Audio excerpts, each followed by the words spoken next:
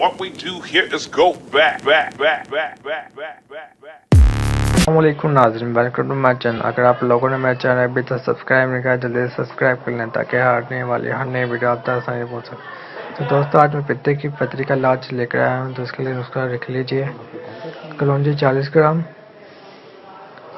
मरम की 10 ग्राम, शहद 150 ग्राम, दोनों को बारीक पीस कर शहद में मिला दें। पित्ते की पथरी का इलाज इस्तेमाल नाहम हो रोगन जैतून 50 ग्राम पी लें। इसके 1 घंटे बाद ऊपर वाली दवाई इस्तेमाल करें।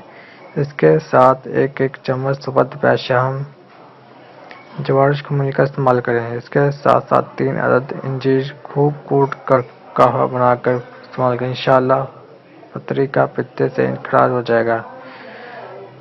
पित्ते की पथरी का दूसरा इलाज ये भी है। पित्ते की पथरी में अगर आप 2 हफ्ते तक मूली का पानी नाहम इस्तेमाल करें तो आप पित्ते के ऑपरेशन से बच सकते हैं। तो दोस्तों, यह रहा हमारा टोटका।